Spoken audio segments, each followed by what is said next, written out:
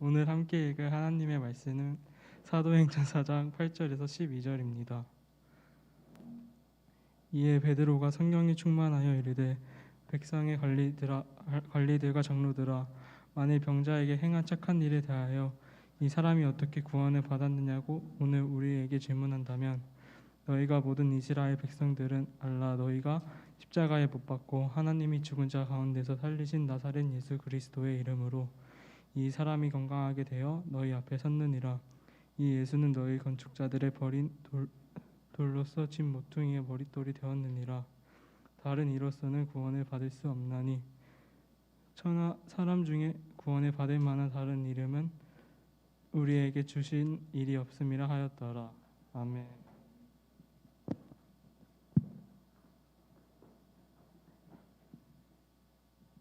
제가 어제 따로 연락까지 했거든요. 너 오늘 성경 봉독이다. 근데 전혀 몰랐던 것처럼 나와서 그 정도 안 보이면 안경을 써야 될 것 같은데. 네, 어쨌든 잘했습니다.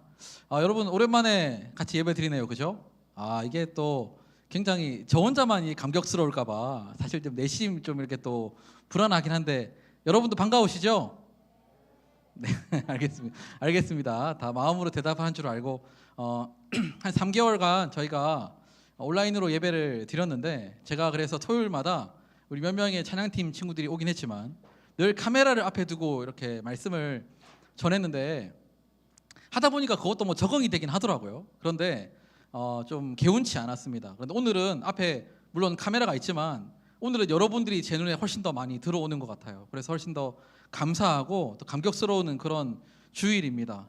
여러분, 우리가 함께 모여서 예배 드리기를 소원하고, 그래서 같은 시간에 예배 드리기 위해서 심지어는 카메라까지 설치해 놓고 이렇게 예배를 드리는 이유가 뭘까요?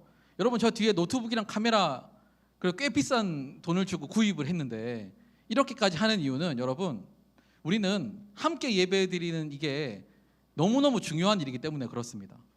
공동체는 함께 예배 드리는 걸로 인해서 함께 한 마음이 되고 하나가 되는 거거든요. 그래서 함께 예배 드리기 위해서 이렇게 준비를 하고 했습니다. 물론 저희가 조심하고 또 경계해야 되는 부분들도 많이 있지만, 그래도 우리가 앞으로 또 주일 이 아침 시간에 함께 예배 드릴 텐데, 함께 나와서 예배 드리고 상황이 되지 않는 친구들은 유튜브를 통해서 함께 예배를 드리는 저와 여러분이 되면 좋겠습니다. 그리고 어떤 모습으로 하나님 앞에 예배 드리든 간에 진실된 마음으로 또 온전한 마음으로 하나님께 예배할 수 있는 우리 청소년부 공동체가 되기를 간절히 소망합니다. 이번 기회를 통해서 저희가 예배 드리는 방법이나 예배 드리는 형식에 대해서 많은 생각들을 하고 배움의 시간을 가진 것 같아요. 어떤 상황이든 어떤 모습이든 하나님 앞에 예배 드리는 그 마음이 먼저라는 사실을 기억하고 하나님 앞에 나가는 저와 여러분이 되면 좋겠습니다. 여러분, 그동안 잘 지내셨나요? 그 영상으로 드릴 때는 똑같은 점은 돌아오는 대답이 없다는 겁니다. 네, 어쨌든 잘 지내셨으니까 이 자리에 오셨겠죠. 물론 저희가 계속 조심하고 또 유의해야 합니다. 그래서 여기 앞에 다 마스크를 끼고 있어서 이게 뭐 자는 건지 어떤 표정인지 아직 잘 모르겠고, 들어올 때 온도 체크도 해야 되는 그런 상황이지만, 여러분, 그래도 우리가 이런 시대에 그리스도인으로서 나는 어떤 삶을 살아가야 할 것인가, 하나님께서 우리에게 요구하고 우리를 세우신 그곳에서 우리는 어떤 모습으로 살아가야 할 것인가 하는 그런 분명한 생각과 또 분명한 비전을 갖고 나아가는 저와 여러분이 되면 좋겠습니다. 여러분, 저희가 영상 예배를 드리는 동안 저와 함께 말씀을 함께 나눴던 본문이 있어요. 어디 성경 몇 장일까요? 역시 대답 안 할 줄 알고 제가 말씀을 드리겠습니다. 히브리서 11장 말씀이었죠. 히브리서 11장에는 믿음의 사람들에 대한 이야기가 쭉 나와 있습니다. 믿음의 사람들을 통해서 우리는 믿음으로 살아가는 건 저런 모습이구나, 믿음으로 살아가는 건 저렇게 살아가야 하는구나 하는 것을 함께 살펴보았어요. 여러분, 믿음은 구원을 받은 성도에게 주어지는 하나님의 선물이고, 우리는 그 믿음으로 인해서 보이지 않는 것을 보게 되는 그런 은혜를 누리게 되었어요. 보이지 않는 하나님의 말씀을 믿게 되고 구원을 얻게 되었습니다. 우리가 믿음으로 살아가게 된 것은 하나님께서 우리를 구원해 주셨기 때문이고, 하나님의 자녀 삼아 주셨기 때문에 우리는 그렇게 믿음으로 살아갈 수가 있게 되는 것이죠. 그러니까 우리에게, 예수님을 믿고 살아가는 우리에게 구원은 너무너무 중요한 것입니다. 구원을 받지 않은 사람은 그 마음에 믿음이 생길 수 없고 예수님을 믿으며 살아갈 수가 없는 것이죠. 그런 의미에서 구원이 굉장히 중요한 거예요. 그렇다면 여러분, 이 구원을 어떻게 우리가 받을 수 있을까요? 믿음으로 살아가는 사람은 구원을 받은 사람인데 우리가 받은 구원을 받는 길은 여러 가지일까요? 아니면 딱 한 가지밖에 없을까요?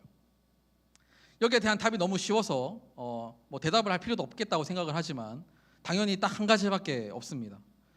아주 기본적인 내용이지만 그만큼 중요한 내용이기 때문에 항상 말씀을 나눌 때 여러분에게 나누는 말씀인데요. 그런 의미에서 오늘은 오랜만에 우리가 함께 예배 드리니까 이 구원에 대해서 함께 나누는 그런 시간을 가지면 좋겠습니다.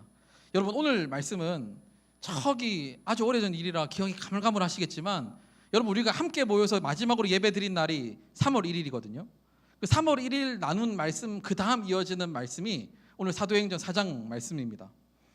예수님의 제자들이 예수님께서 승천하시고 난 후에 함께 모여서 기도하게 되었어요. 한 120명 정도 되는 사람들이 모여서 기도하고 있는데 그 기도하는 장소에 갑자기 성령께서 임하게 되었습니다. 아마 이런 모습이지 않을까요? 오늘 우리가 모인 게 120명까지는 안 되는 것 같은데 한 이 정도 되는 그런 공간에 사람들이 모여서 기도하고 있는데 성령께서 그 가운데 임하게 되었습니다. 여러분, 그곳에 모인 사람들은 성령님의 임재를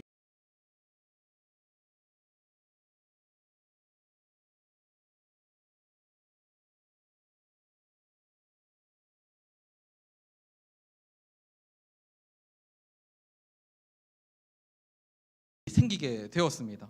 그 마음에 그 어떤 것과도 바꿀 수 없는 예수님을 향한 확신이 생기게 되었어요. 심지어 목숨하고도 바꿀 만큼 강력한 믿음이 그들의 마음 가운데 생기게 되었습니다. 성령께서 그 마음 가운데 그런 믿음을 허락하신 거예요. 원래 우리는 죄인이고 죽을 수밖에 없는 존재인데 예수님께서 우리를 대신해서 죽으시고 부활하심으로 그를 믿는 우리도 이제 구원을 받은 존재라는 사실을 확실하게 믿게 되었습니다. 그들은 이제 구원을 받았으니까 믿음으로 살아가는 사람들이 되었어요. 그들은 곧바로 나가서 복음을 전하기 시작했습니다. 예수님을 막 전한 거예요. 말씀도 전하고 설교도 했습니다. 설교를 하니까 수많은 사람들이 예수님을 믿고 돌아오기 시작했어요.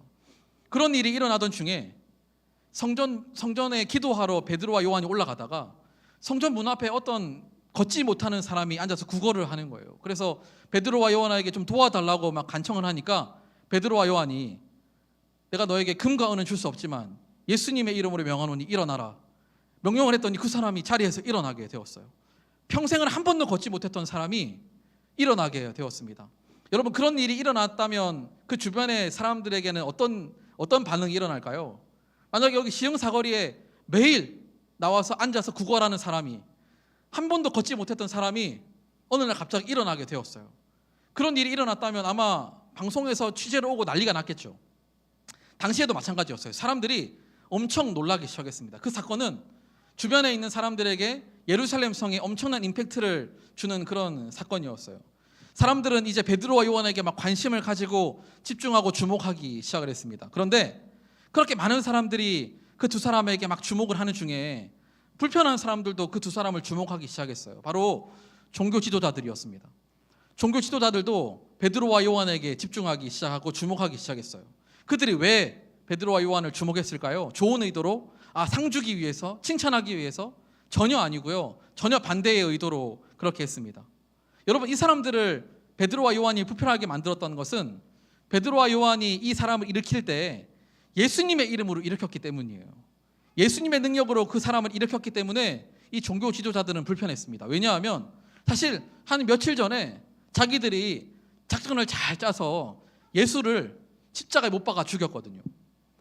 자기들의 정치적인 생명을 가장 위협하던 그 예수를 이제 죽였으니까 자기들은 이제 걱정이 없이 잘 지내고 있었는데, 아니 어느 날 갑자기 예수님의 이름을 다시 전하는 사람들이 막 생겨나고 그 이름으로 능력을 베푸는 사람이 생겨나기 시작하니까 다시 영 불편해지기 시작을 하는 거예요. 그래서 결국 베드로와 요한을 불러다가 앉혀놓고 신문을 하기 시작했습니다. 그 내용이 오늘 사도행전 4장의 말씀이에요.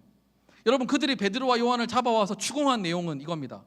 여러분, 보통 잘못한 사람을 앉혀놓고 이렇게 추궁을 할 때는 그 사람이 잘못한 일에 대해서 추궁을 하잖아요. 야, 왜 도둑질했어?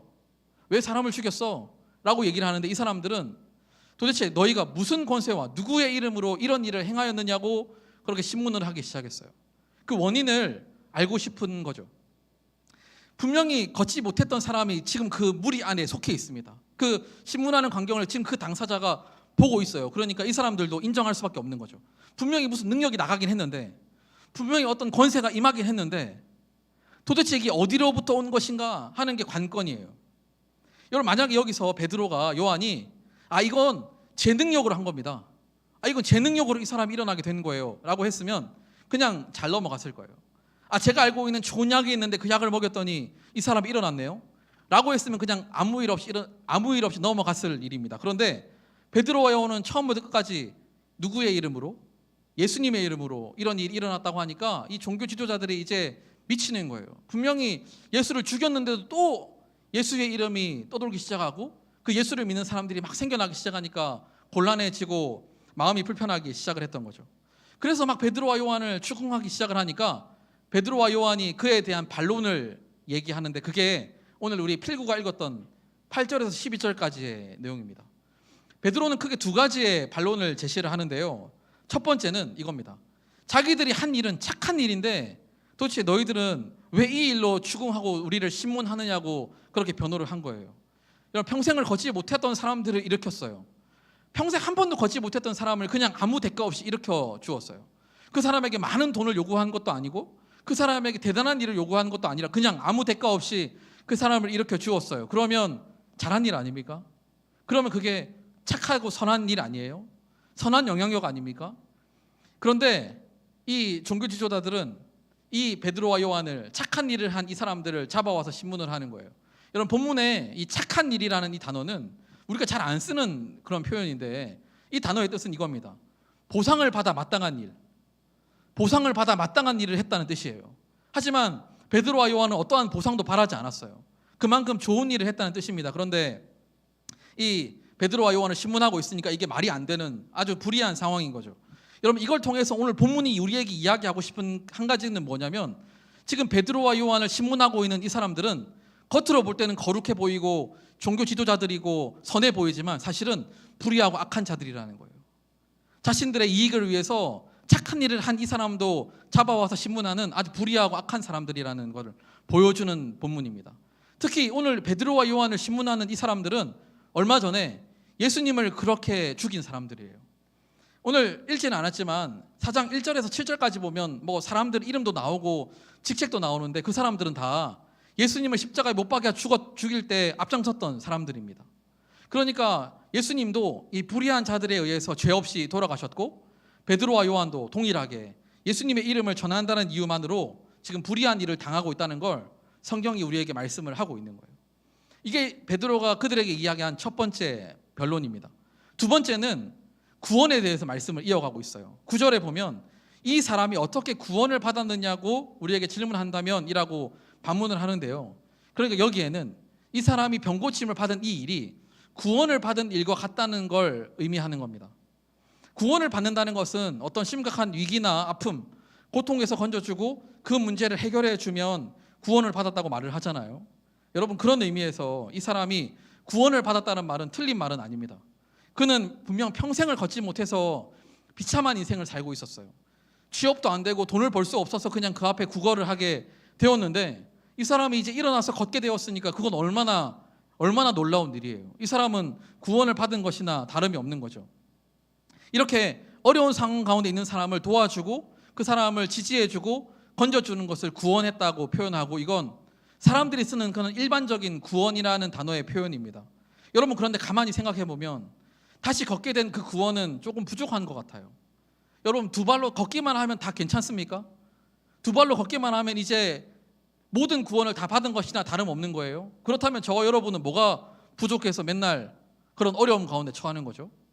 여러분, 그러니까 인생의 한 부분이 좋아질 수는 있지만 걷는 그 자체는 인생 전부를 구원하는 그런 일은 아니라는 거예요. 이 사람은 구원을 받은 게 많지만 그렇다고 해서 인생의 모든 문제가 다 해결된 건 아니라는 거죠. 세상에서 말하는 구원이라는 게 그렇습니다. 세상에서 말하는 기적이라는 게 그런 거예요. 아주 좋은 일이 일어났지만 그건 내 삶의 일부분이야. 그래서 내 삶 전부를 다 드라이브 할 수는 없는 거라는 거죠. 그렇다면 성경이 말하는 구원은 무엇일까요? 성경이 말하는 구원은 단순히 내 삶의 한 부분이 좋아지는 정도가 아니라 내 삶 전체가 변화되고 회복되는 구원을 의미하는 거예요. 그러니까 구원이라는 게 미치는 영향력이 어디까지인가? 단순히 걷게 하는 것 정도인가? 아니면 나의 영원한 삶까지 보장하는 것인가? 이게 세상에서 말하는 구원과 성경에서 말하는 구원의 가장 중요한 차이점입니다. 성경에서 말씀하는 구원은 전인적인 차원에서 일어나는 거예요. 여러분, 평생을 걷지 못하다가 걷게 된 이 사람이 베드로가 구원받았다고 자신 있게 말하는 것은 단순히 걷게 되었기 때문이 아니라 이 사람이 이 사건을 통해서 누구를 알고 누구를 만나게 되었을까요? 예수님을 알고 예수님을 만나게 된 거예요. 그래서 그는 단순히 걷게 된 것뿐만 아니라 그의 영원한 삶까지 회복이 되는 그런 은혜를 경험하게 되었습니다. 그렇다면 그 구원은 어떻게 받을 수 있을까요? 여러분, 구원을 받는 길은 여러 가지일까요? 아니면 한 가지밖에 없을까요? 여러분, 인생의 한 부분을 좋게 만드는 방법은 여러 가지가 있습니다. 여러분, 지금 가장 필요한 게 뭐예요? 여러분은 지금 어떤 위기에 처해 있습니까? 지금 이제 중간고사니까 큰 위기에 처해 계시죠. 좀 이따가 우리 고3 친구들은 입시를 해야 되니까 정말 큰 위기에 처해 있습니다. 물어보면 대답을 잘 안 해줘요. 어디 대학 갈 건지 잘 얘기 안 해줍니다. 이해가 돼요. 갈 데가 없으니까 그렇게 대답을 잘 못하는 거겠죠. 저도 그랬거든요. 저도 막상 얘기를 하려고 보니 갈 데가 없어. 그래서 저는 맨날 집 제일 가까운 대학을 항상 얘기를 했어요. 경상대학교라고 저희 동네에 있는 대학교인데 항상 거기를 얘기했더니 그냥 거기를 가게 됐습니다.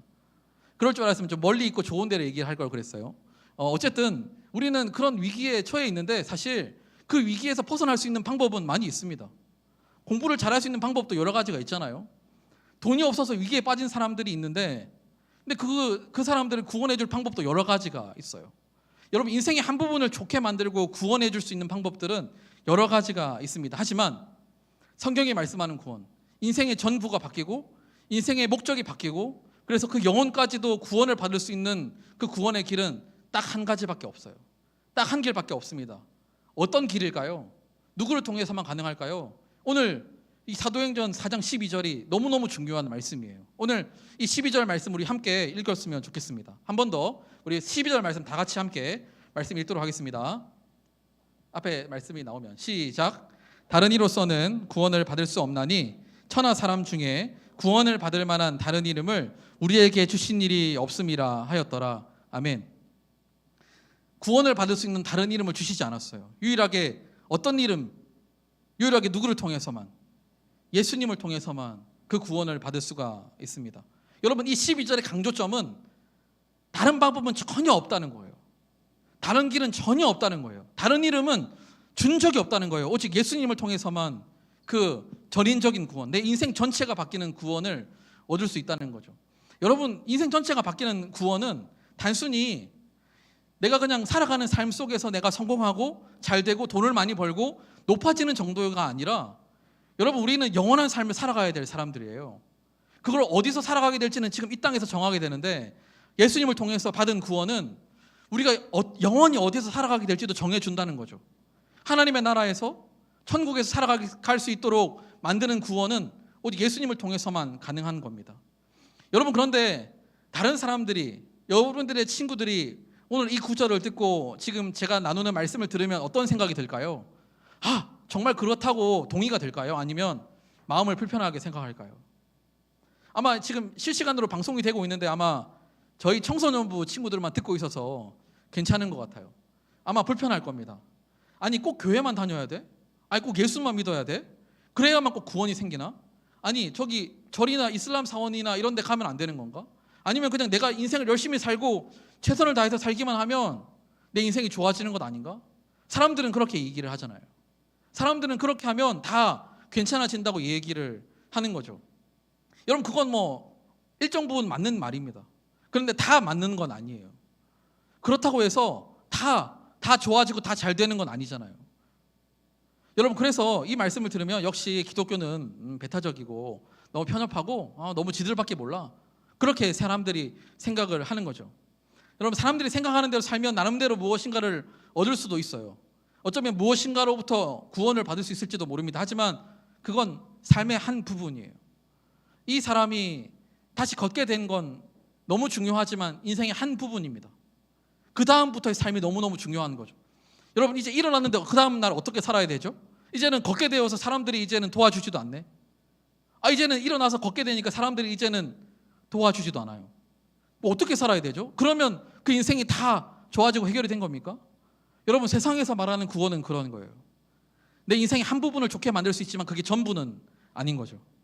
여러분, 내 영혼과 마음까지도 진정으로 회복되고 비록 상황과 환경이 어려워도 소망을 갖고 살고 죄악의 길에 빠지지 않고 주님 안에서 그래도 평안을 누리며 믿음으로 살아갈 수 있는 길은 오직 예수님께만 있습니다.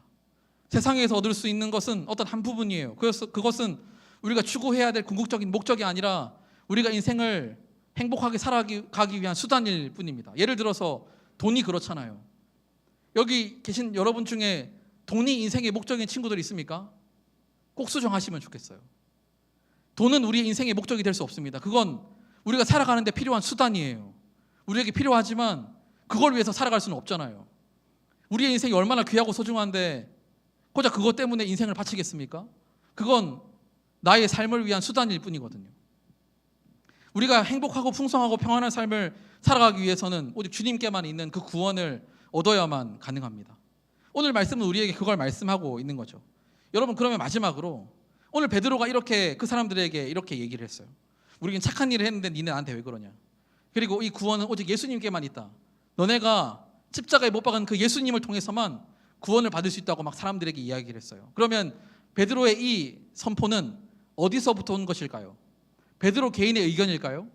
그렇지 않습니다. 오늘 8절 말씀에 보면 베드로가 성령이 충만하여 이 말씀을 사람들에게 전하기 시작했어요. 이게 바로 하나님의 뜻이라는 거예요. 이게 바로 주님의 뜻이라는 거예요. 오직 구원의 길은 예수 그리스도께만 있다는 사실을 모든 사람들이 알기를 원하는 하나님의 뜻입니다. 그러면 가장 먼저 저와 여러분이 그 사실을 알고 믿고 살아가야 하는 거겠죠. 구원의 길은 하나밖에 없습니다. 그런 의미에서 이건 단순히 한 부분을 좋게 만들기 위한 구원이 아니라 우리 인생 전체의 구원을 의미하는 거예요. 그렇게 할 수 있는 길은 오직 예수님밖에 없습니다. 그래서 예수님을 절대 떠나서는 안 된다는 거죠. 여러분, 오늘 오랜만에 함께 예배를 드리면서 오늘 구원에 관한 말씀을 함께 나누었습니다. 구원의 유일한 길은 예수 그리스도밖에 없어요. 여러분, 그래서 우리는 세상의 소리에 귀를 기울여서는 안 됩니다. 이거면 인생이 다 괜찮아질 거야. 아니, 여기로 가면 인생이 다 행복해질 수 있어. 일부분 맞지만 전부는 아니에요. 여러분, 우리는 그래서 세상의 소리에 귀를 기울이기보다 이 하나님의 말씀에 귀를 기울여야 합니다. 특별히 오늘은 사도행전 4장 12절 말씀에 귀를 기울이면 좋겠어요. 다른 이름은 없습니다. 우리를 구원할 수 있는, 우리를 완전히 회복시키는 다른 이름은 없어요. 오직 유일한 분은 예수님밖에 없습니다. 여러분, 지금 우리는 살아가면서 여러 가지 인생의 위기에 빠지고 어려움을 만나고 곤란한 일을 당하잖아요. 하루에도 여러 번 마음이 어려울 때가 있고 힘들 때가 있어요. 여러분, 그럴 때마다 그에 맞는 방법들을 그냥 찾아가시겠습니까? 가장 먼저 우리 주님 앞에 유일한 구원의 길 되시는 우리 주님 앞에 나아오는 우리 청소년부 친구들이 되시면 좋겠어요. 그리고 여기 모인 우리 친구들뿐만 아니라 함께 각자의 자리에서 예배드리는 우리 모두에게 그러한 하나님의 은혜가 가득하기를 간절히 소망합니다. 우리 이 시간 함께 찬양하고 기도하겠습니다. 우리 오랜만에 함께 찬양하면서 기도하는데 함께 마음을 다해서 하나님 앞에 나가면 좋겠습니다. 주님, 나에게 아무것도 없습니다. 지친 현실과 불안한 미래 속에 나의 한숨 깊어가는 그때 주님은 내게 말씀하시죠. 나 유일하게 의지할 수 있는 분, 오직 한 분, 당신뿐이란 것. 나의 연약함, 나의 부족함 주께서 아시오니 당신의 강함, 당신의 선함,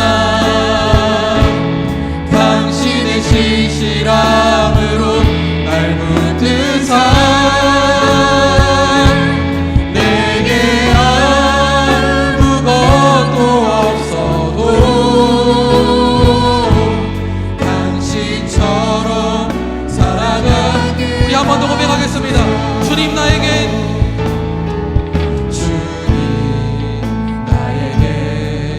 아무것도 없습니다. 지친 현실과 불안한 미래 속에 나의 한숨 깊어가는 그때 주님은 내게 말씀하시죠. 나를 위하여 의지할 수 있는 분은 오직 한 분 당신뿐이란 걸.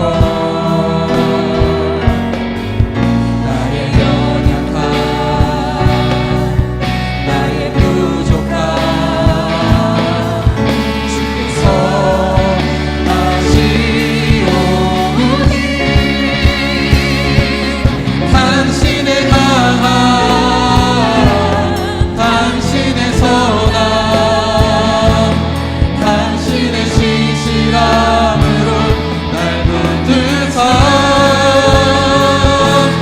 내게 아무것도 없어도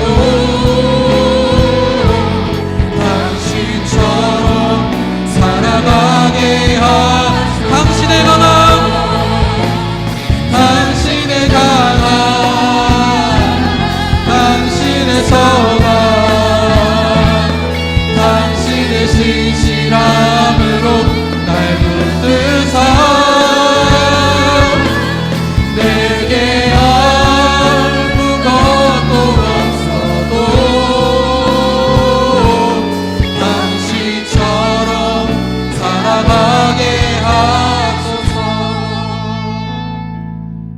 여러분 이 시간 함께 기도하겠습니다. 여러분 오늘 우리에게 주시는 그 주님의 말씀은 그래서 다른 것은 다 필요 없다는 것이 아니라 가장 먼저 주님께 나가야 한다는 뜻이에요. 가장 먼저 주님을 자꾸 구해야 한다는 말입니다. 여러분 우리의 마음 가운데 늘 잊어버리잖아요. 늘 주님을 저 먼 곳으로 내보낼 때가 많지 않습니까? 여러분 그래서 우리는 다시 한 번 더 기억하고 주님 앞에 나아가야 하는 거예요. 우리의 삶을 드려야 하는 거예요. 주님만 붙들고 주님만 의지하고 나아갈 수 있도록 하나님 은혜를 주시옵소서. 오직 주님께만 있는 그 구원을 나도 받아 누리게 하여 주시고 그래서 하나님 믿음으로 살아갈 수 있도록 하나님 인도하여 주시옵소서. 인생을 살아가다 보면 어려움을 많이 당하고 위기의 순간을 많이 만나게 되는데 주님 그때마다 주님의 손을 붙들고 나아갈 수 있도록 하나님 나를 붙잡아 주시고 주님 나와 함께 하여 주시옵소서. 이 시간 우리 함께 하나님 앞에 기도하며 나가도록 하겠습니다. 하나님 아버지 우리의 마음을 붙잡아 주시고 우리의 마음을 주장하여 주시고 하나님 우리의 마음을 다스려 주시옵소서. 하나님 아버지 하나님 우리의 마음을 주님께서 주장하여 주시고 만져주시고 함께하여 주시옵소서. 주의 사랑으로 충만하게 하여 주시고 거룩하신 하나님 바라보며 나갈 수 있도록 하나님 아버지 내려주시기를 원합니다. 주의 뜻을 붙잡고 주의 마음을 붙잡고 나갈 수 있도록 하나님 함께하여 주시옵소서. 주의 은혜를 주시기를 원합니다. 하나님 우리의 마음으로 주님을 향한 간절한 마음을 갖게 하여 주시옵소서. 주님을 향한 소망의 마음을 갖게 하여 주시옵소서. 하나님 주님의 마음을 갖게 하여 주시옵소서. 하나님 아버지 다른 것보다 가장 먼저 주님을 붙들고 다른 것보다 가장 먼저 그리스도를 붙들고 다른 것보다 가장 먼저 그 주님의 구원을 붙들 수 있는 하나님 내가 될 수 있도록 주여 함께하여 주시옵소서. 하나님 은혜를 주시기를 원합니다. 하나님 함께하여 주시기를 원합니다. 하나님 인도하여 주시고 은혜를 내려 주시옵소서. 주여 아버지 함께하여 주시옵소서. 하나님 아버지 은혜를 내려 주시옵소서. 주여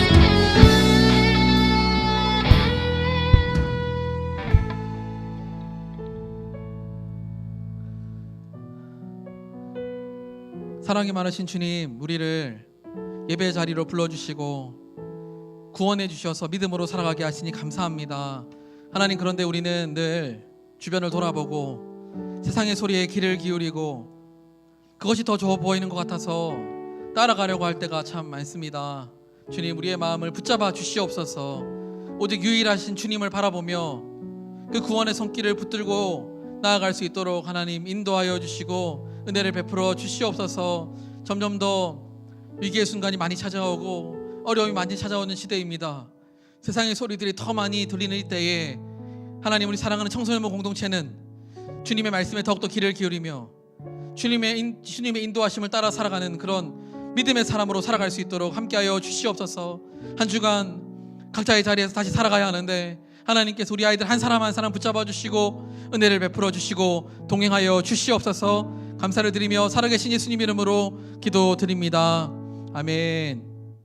주 예수 그리스도의 은혜와 하나님의 사랑과 성령의 교통하심이 이 자리에 모인 우리 청소년부 학생들과 우리 선생님들에게 영원토록 함께 하시기를 축원하옵나이다. 아멘.